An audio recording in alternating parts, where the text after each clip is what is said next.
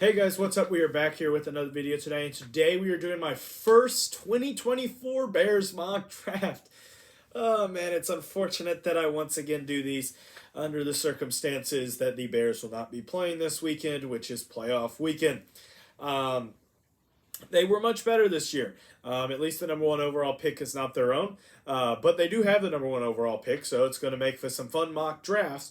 There's no doubt about that. Make sure that you hit that subscribe button down below. Help me reach my goal of 1,500 subscribers by the end of February. Like this video if you enjoy it. Comment all your thoughts and opinions down below. Let me know what you think. Bears are my favorite team, so don't you worry. Also, make sure you hit the notification bell so that way you don't miss any of these Bears mock drafts. Or if you're not a Bears fan, I'll be doing a lot of different mock drafts for a lot of different teams. So if you want your team done, put it in the comment section down below. I got a Bears one coming out, a Packers one coming out, and a Cowboys one coming out. But other than that, we'll kind of see where it goes from there. So make sure you hit the subscribe button and notification bell. So, number one overall pick, you're going to probably, in my opinion, I have seen sources come out with conflicting opinions of whether you keep Fields or whether you lose Fields.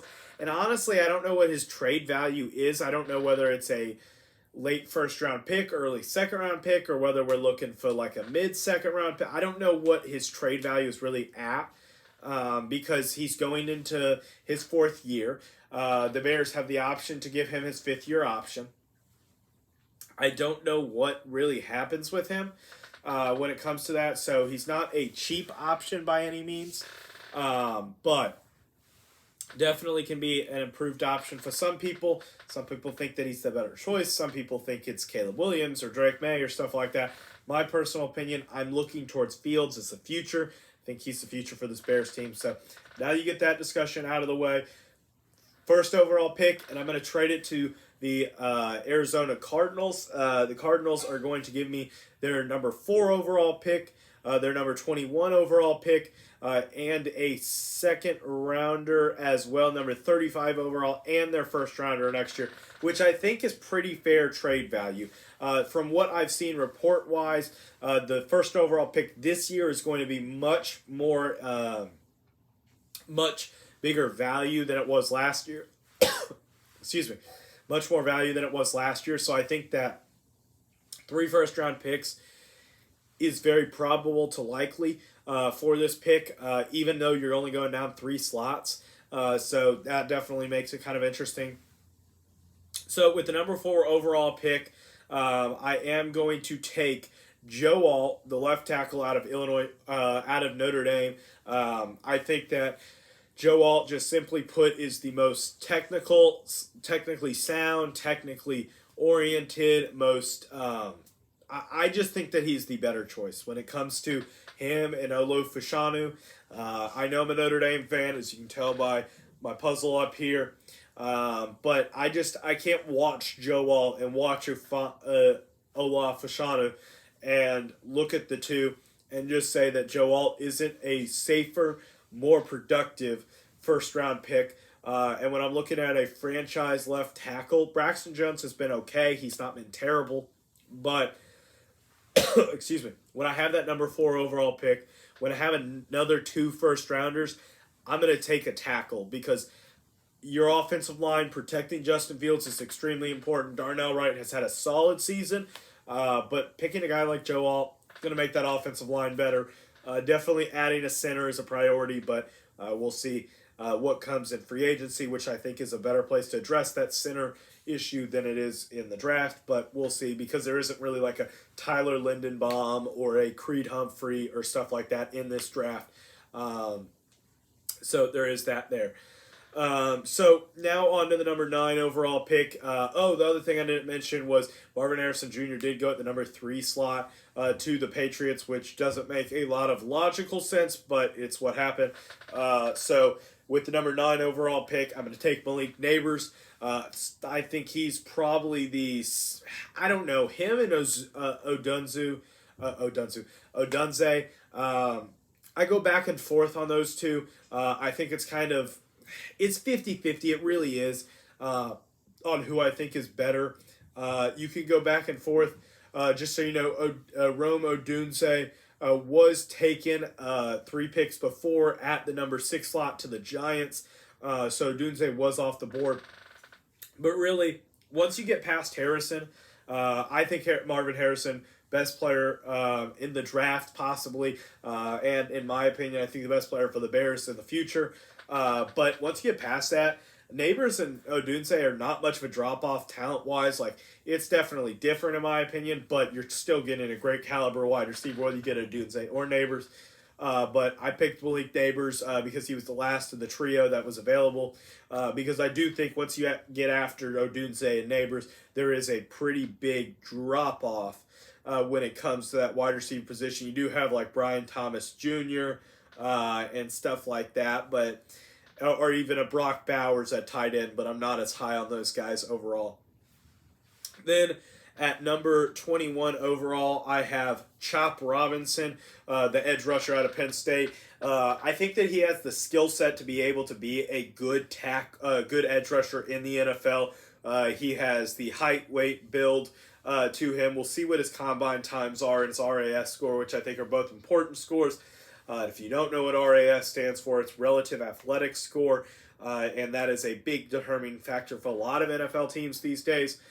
Is your RAS score in the 8, 9, 10 range, or is it going to be, if it's at the 3 or 4 range, you may drop a round or two, even if you've been really, really good in college and have had decent overall stuff. But if you fail the athletic testing, then you're going to be in a little bit of trouble. Then at number 35, I picked the 3-tech Leonard Taylor, the defensive tackle out of Miami. I will be honest, I have not watched a lot of film on Miami. I've not watched a lot of film specifically on Leonard Taylor. But from what I've heard about him, what I've read about him, good defensive tackle. Definitely fills a big need for the Bears. That Jervon Dexter and Justin Jones are two great players. Well, I shouldn't say great, but they're two good players. They're not great. But I think Taylor, based on excuse me, based on what I've read, he has the ability to be a great player in the NFL. A lot of comps to a Chris Jones, which is what a player that I'm really excited about the possibility of being able to get him in free agency. And if you get him, then there's no point in picking a defensive tackle like Leonard Taylor. But if you have him, definitely taking him is well worth the pick that you'd be able to spend. Moving on to the number 66 overall pick, you got Kalen Bullock. This is the safety out of Georgia. And I think, honestly, he fills a really big need that you have as the Bears. He is that free-ranging, free safety, big-time range as a safety, which is something that the Bears definitely need. Because I think that Eddie Jackson probably should be replaced in this draft because he saves you a lot of money. If you cut him, it's about $13 million in savings. Obviously, you still have some dead cap, but overall, a lot of savings. Definitely well worth looking at, and I think Bullock is definitely well worth the shot at being able to get him there. And I'm sorry, he's from Southern Cal, not Georgia, my bad.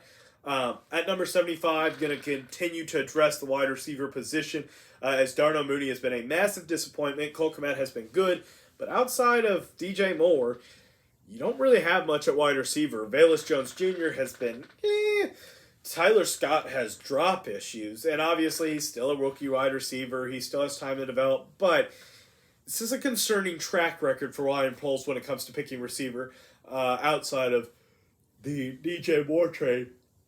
When it comes to that, I think that that's important to look at. But Jalen McMillan, wide receiver out of Washington at the number 75 overall pick, I think that this would be an absolute steal. I think that McMillan is a great wide receiver. I think that he fills a need for you. And with DJ Moore's versatility when it comes to playing X and Y and slot and everything like that, it definitely does help versatility-wise to be able to have a guy like that. So McMillan can play a little bit of slot and also play the Y position there as mostly the X was played by none other than Rome Odunze. Then at number 106, the Bears, I have him drafting Ray Davis, the running back out of Kentucky. I think that Ray Davis is one of the more underrated running backs in this draft class. It's unfortunate Blake Corum went 2 picks before Ray Davis did. I was really looking forward to picking him. But if a guy like Blake Corum or Audric Estime or Ray Davis falls to you in that late 3rd round, early 4th round range, I would definitely take a running back.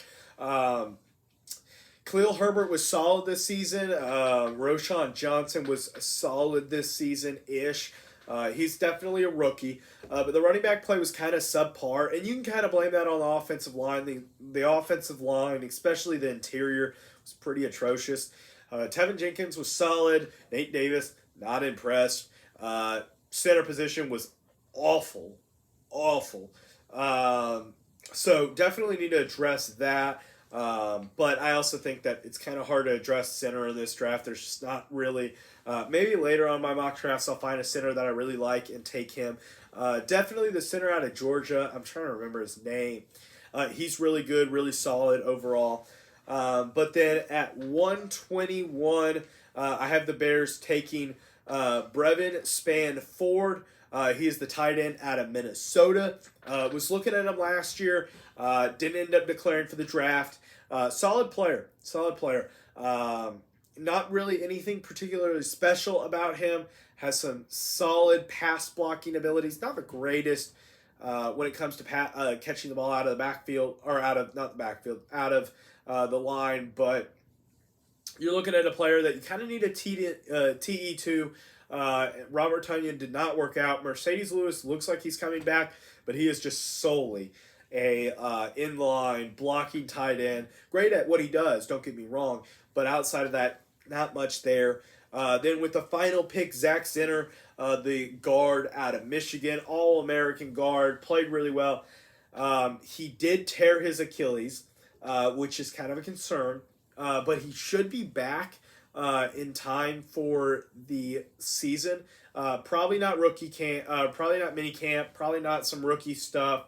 But training camp, I think he'll be back by then. We'll kind of see what the timeline is for him. If the timeline is he's not going to be back until a month or 2 into the season, then maybe not pick him until the 6th or 7th round. But I do like him as a prospect. I think he can build that depth at guard that you desperately need. So that pretty much wraps today's draft. Give me a grade. Hit 2 videos down below. It will be a playlist of all my mock drafts. That will be a YouTube suggestion. Hit the subscribe button up here. And as always, have a great day. Bye, guys.